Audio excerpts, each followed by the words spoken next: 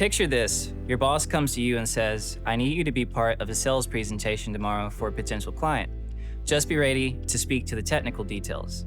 As she walks back to her office, you're thinking, part of the reason I became an engineer so I wouldn't have to do sales.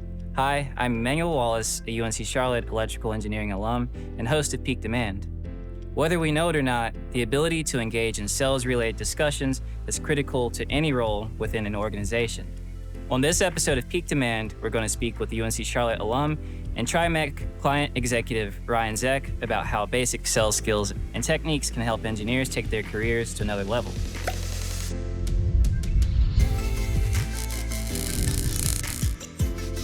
All right, Ryan, thanks for being here with us today, man. Thanks for having me. Absolutely. So I'm sure a lot of our listeners are curious to know, why should an engineer develop sales skills? Well, there's actually many reasons sales skills are important, but there's two that really stand out. First, regardless of whether your job actually has sales in the title, you will engage in some sales activity throughout your career. If you want to be successful, learning and using sales skills will be critical. Secondly, sales skills are a great way for you to identify the buyer or the company's actual needs. Just like engineering, sales is a process. And if you follow that process, that information that you discover will help you meet the needs of your client. All right, well, it didn't take long. You have me convinced. So can you get into the specifics of the skills and characteristics someone may need to be successful in the sales industry? That's a great question. A couple will have a massive impact right out of the gate. First, you got to know your audience. Are you talking to internal customers like upper management? Or are you talking to external customers like other companies? The questions you ask and the information you share might be different based on those audiences. Next, do your homework. Once you identify the audience, do some research. Look up the company's website. See if there's any news or press release. Additionally, LinkedIn is a great way to find information about who you're meeting with, and that level of attention to detail won't go unnoticed. You also want to focus on addressing their needs. One of the most repeated mistakes that a salesperson could do is talking and not listening. You could have the best product in the world, but if it's not a good fit for that company, it doesn't matter. Asking the customer what they're looking for, the product, the service, the idea, and hearing what their needs are is critical.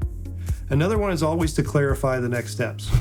Let the customer dictate the urgency, but give them the opportunity to determine the timeline. Nobody likes a pushy salesperson. I try to say the exact opposite of what they might expect from a typical salesperson. Finally, you must have perseverance.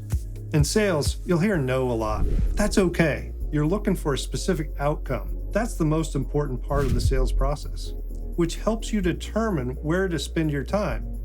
The worst thing I could hear from a buyer is, let me think it over, because that means that either I've missed something or it's likely a no, and they just don't want to hurt my feelings. Wow, those are great points. I've never even thought about some of those things.